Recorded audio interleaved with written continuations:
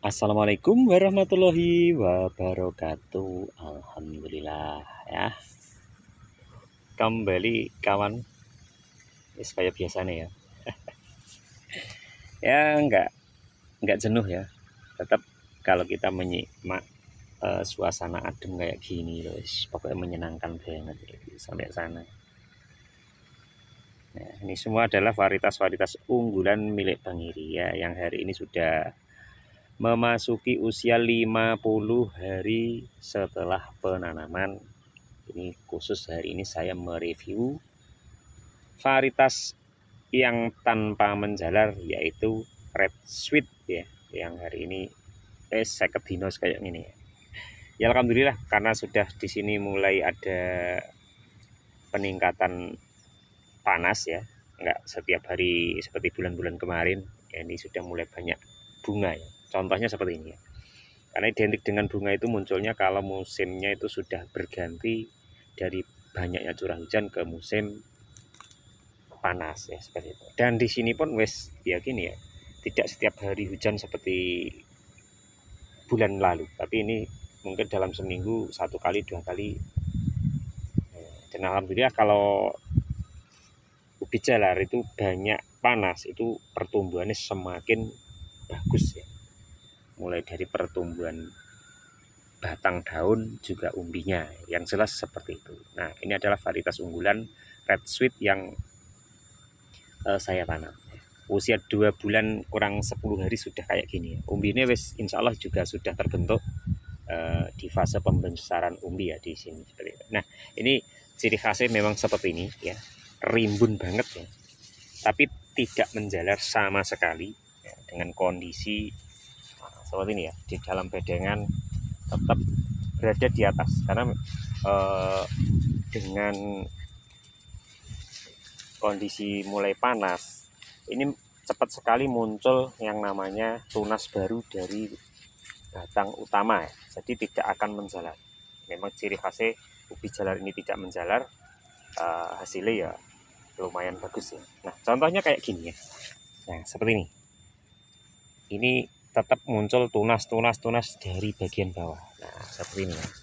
Keunggulannya dari red sweet seperti ini. Tidak terdapat batang yang menjalar sama sekali. Ini nuansa pupuk juga masih kehijauan pada tanah ya. Ini efek pupuk yang saya berikan pada red sweet saya yang usianya seket dino lur. Nah, seperti ini ya, sampai sana. Ini semua. Ini ada red sweet 1 sama red sweet 2. Nek jenenge sweet itu pasti manis ya. Alhamdulillah sesuai dengan namanya. Ini manis banget ya. Nah, ciri khasnya kalau red sweet 1 pupusnya seperti ini ya, hijau. Nah, ini hijau. Untuk red sweet 2, nah ini perbedaannya pada bagian pupusnya saja ya. Untuk warna daun ini juga 90% sama ya, hijau. Bentuk juga hampir 100% sama. Cuman untuk membedakan sweet 1 sama 2 itu pada pucuknya tanaman kita ya, yaitu pucuknya yang satu berwarna ungu seperti ini, untuk yang satu hijau muda. Pakai varietas kembar ya seperti ini. Kembar itu seperti halnya orang, kalau kembar itu ya hampir 100% sama ya. Kalau kita nggak jeli ngamati ya dikira sama gitu aja. Tapi untuk fase ini memang luar biasa ya bagi saya. Nah, ini jarang sekali terdapat akar ya, apalagi musimnya semakin hari semakin panas ya. Di musim banyak curah hujan pun aman, walaupun menempel tanah nggak akan tumbuh tuh. Seperti biasanya memang ciri khasnya seperti ini. Tunas tumbuh langsung dari bawah.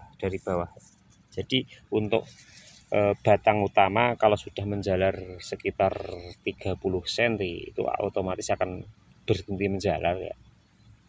Jadi terfokus pada pembentukan tunas baru dan juga pertumbuhan dari isi atau umbinya dari ubi jalar kita ya. Nah, kita mesti pada penasaran isinya wis sepiro ya. Yuk, coba kita lihat ya. Ini varietas ini juga termasuk varietas paling tahan terhadap penyakit ya. di samping produksinya melimpah, ini juga terhadap penyakit buleng, penyakit keriting, penyakit busuk batang, itu tergolong ubi jalar yang mempunyai kualitas lebih tahan dibanding jenis yang lain. Memang unggul itu harus kita perhatikan juga ya, walaupun tanaman bagus kalau tidak pada tanaman ini tidak tahan terhadap hama, kalau kita menanamnya pada masa yang kurang pas akan bisa terjadi kegagalan. Tapi untuk ubi ini insya Allah cocok di segala musim, dengan kondisi cuaca apapun bisa berkembang dengan baik ya, tanpa penyakit. Yang jelas penyakit itu tetap ada, tapi ya kita bisa menekan seminimal mungkin adanya penyakit pada tanaman kita. Seperti kita ngecek aja ya, sebelum kita korek-korek, ngintip dulu. Sudah muncul adanya retakan, ini menandakan ubinya sudah terbentuk ya, entah kecil atau besar. Coba kita bongkar aja sebentar ya. Nah nih baru saya senggol saja sudah kelihatan adanya ubinya ya. Wah ini ada 2. Nah, ini lagi ya. Ini insya Allah umbinya cowapet banget ya, besarnya sudah lumayan. Ini sampingnya juga kita ngecek bareng. Ini beberapa batang cuman saya mau cek ya. Nah 50 hari sudah besar.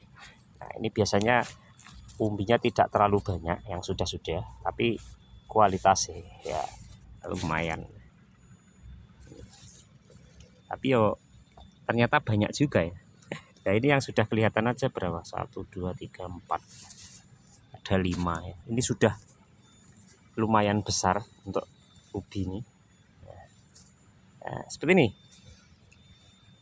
Nah, sudah terbentuk lumayan besar dengan kondisi batang masih sangat minim, yaitu red sweet ya. Ciri khasnya untuk batangnya ini ruas-ruasnya sangat rapat, bahkan hanya sekitar 1 cm sampai 2 cm panjang ruas ya, antar ruasnya seperti ini. Mepet sekali ya, dengan umbinya sudah sebesar ini, luar biasa.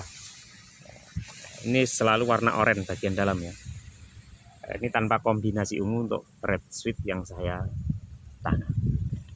Oke, yuk kita timbun aja ya kawan, biar cepat gede, nanti lek gede dadi duit nih. Ya alhamdulillah kita menanam ubi yang jelas ya ingin mendapatkan hasil yang cukup bagus seperti ini. Oke, ini saya melihat yang agak rimbun ya, ini sama ya, usianya sama, tapi ini batangnya bagian pinggir ini lumayan sudah rimbun.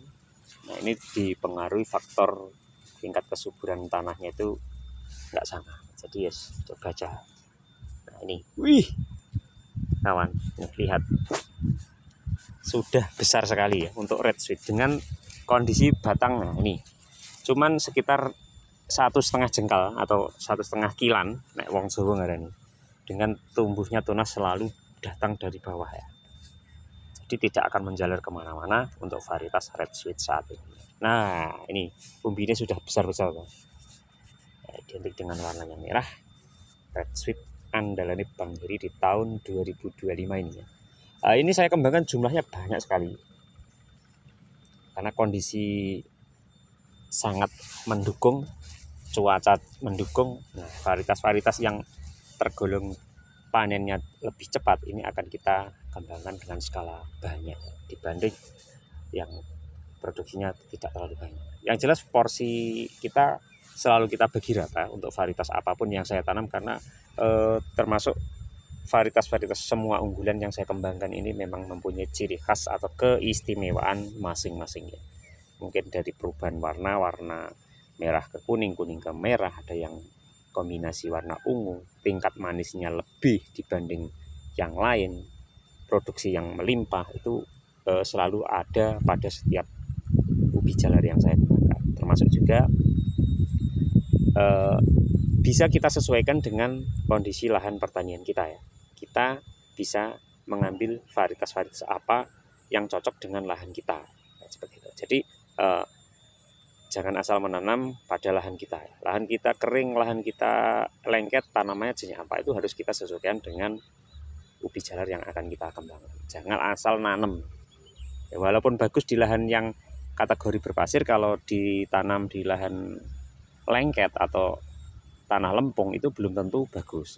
Itu bukan dipengaruhi karena ubinya, tapi dipengaruhi dari faktor kondisi tanah. Jadi harus kita sesuaikan pemilihan bibit ubi jalar itu dengan tepat untuk kita sesuaikan dengan lahan pertanian kita.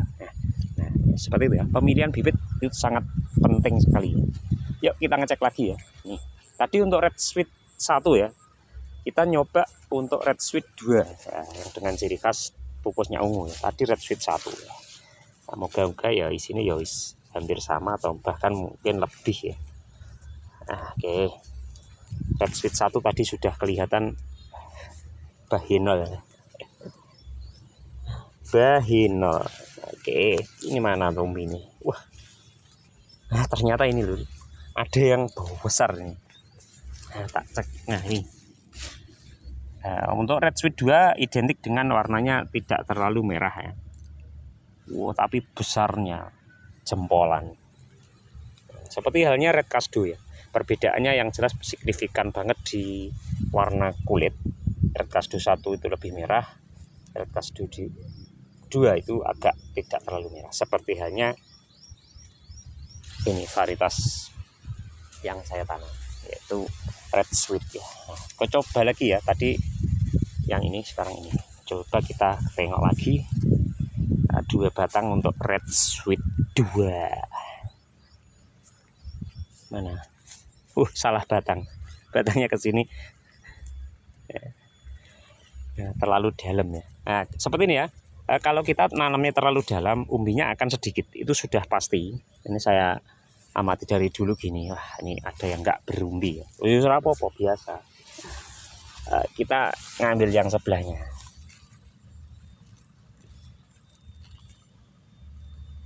Untuk red sweet ini di sini lagi juga mulai diminati dengan kondisi tanah yang apapun itu umbinya bisa lumayan. Jadi ya enak lah dikembangkan.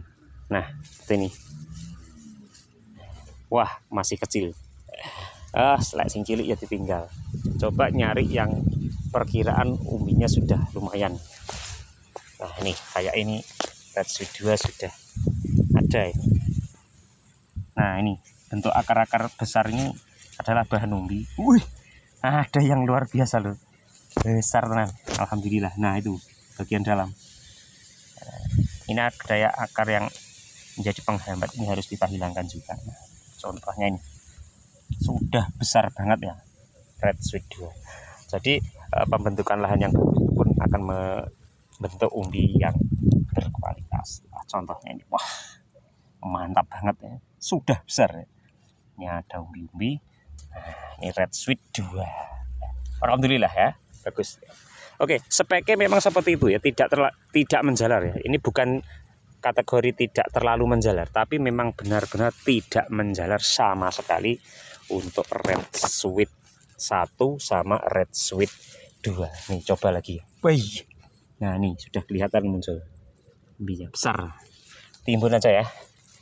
Nah, itu tadi ya salah satu keunggulan atau mungkin beberapa yang perlu saya tampilkan buat Anda. Usia 50 hari sudah sebesar itu untuk red sweet tanpa yang menjalar, seperti pohon beringin, ciri khasnya ya gitu ya, mantap, tetap berkembang di seluruh Indonesia ya nanti. Oke, terima kasih untuk yang sudah nyimak hari ini. Tetap menjalankan ibadah puasa buat kaum muslim, dan untuk yang beragama lain selamat menjalankan aktivitas Anda. Semoga kita semua diberikan kesehatan, kesukseskan apapun yang menjadi profesi kita.